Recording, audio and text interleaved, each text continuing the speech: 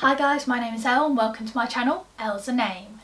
Okay, people can get rhabdomyolysis from different things, including excessive alcohol, viral infections. You can also get it from crush injuries, for example, something quite heavy toppling over onto you or being run over by a car, obviously still alive. You know, that's what causes rhabdomyolysis.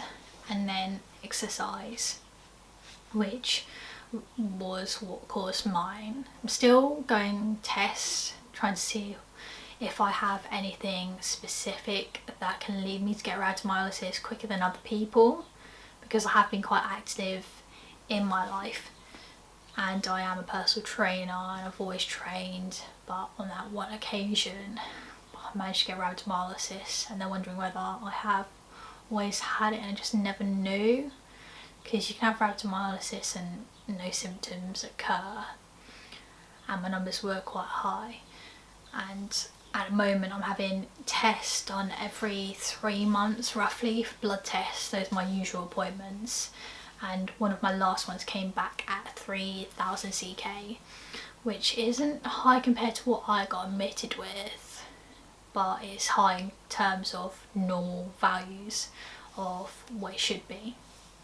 So I'm just going on undergoing tests to see whether I have muscle disorders or anything along those lines. At the moment everything's come back clear.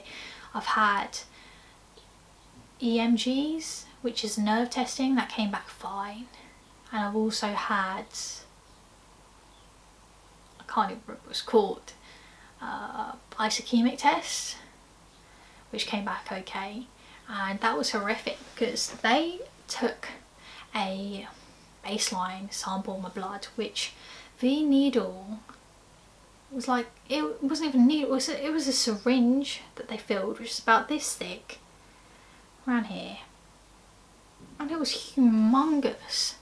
And just looking at your blood, and bear in mind I had drank, because you're allowed to drink water, but it was a fasted one, so that thick, it was humongous. And so this was it, that was how big it was in terms of size. There we go. And that's how big it was.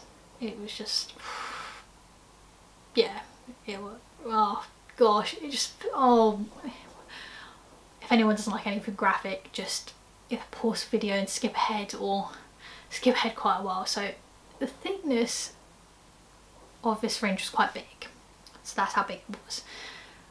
But what got me the most was my blood looks like thick ketchup. It was so grim, and that was just the baseline. So I'm having tests as I do exercise and throughout the day. It was half a day doing these tests and always taking blood, so I had a cannula in.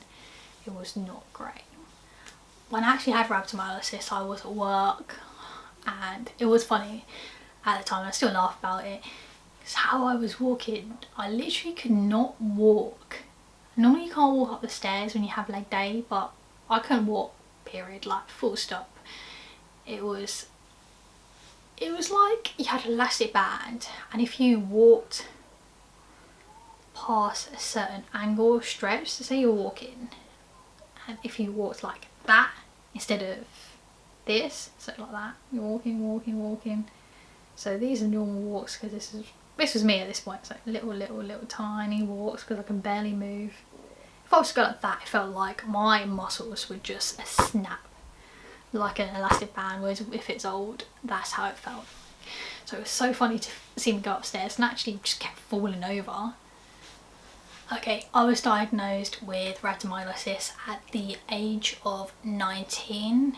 It fell short of about 3 months from my birthday. I actually missed my brother's birthday party because I was in hospital.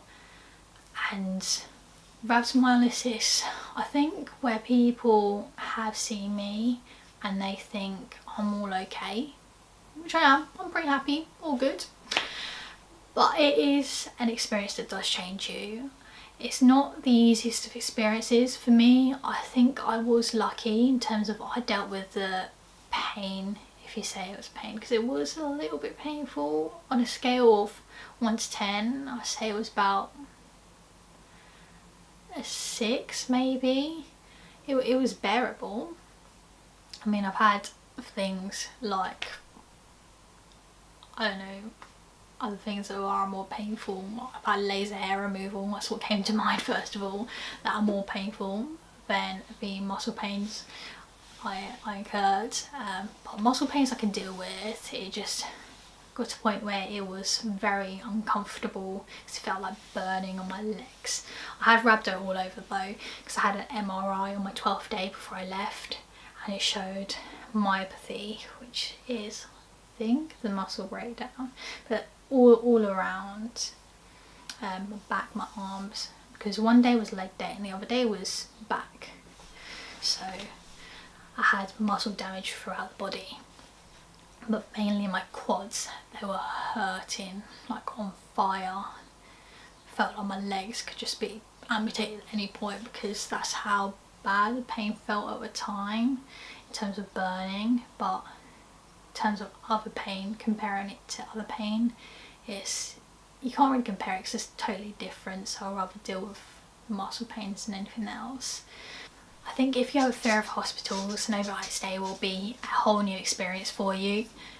In my experience, the first night of just being pushed through the different wards to get to the ward I was staying at initially was an experience in itself. For me, it's quite traumatic in the sense that I do still have flashbacks for that day, where in my mind, where it's all dark and I don't like hospitals, it was like a flashback you would see in a horror movie, but instead of, I don't know, demons or anything like that, it is hospital beds and flashbacks of that.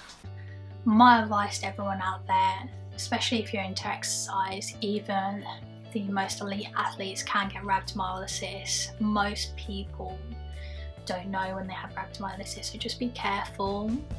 Make sure you keep hydrated and make sure you don't push yourself beyond your limit.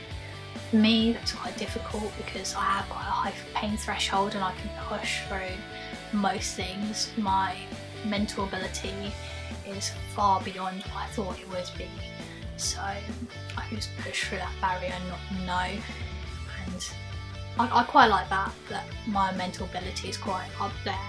I would be able to do that, but just be careful, because rhabdomyolysis is not something you want to have, and it does take quite a while to recover. I had quite a lot of muscle breakdown, which wasn't too great because I do like to have quite a bit of muscle on me rather than be skinny. I like the phrase strong but not skinny, and had to build that back up again. So just be careful out there and take care of yourselves.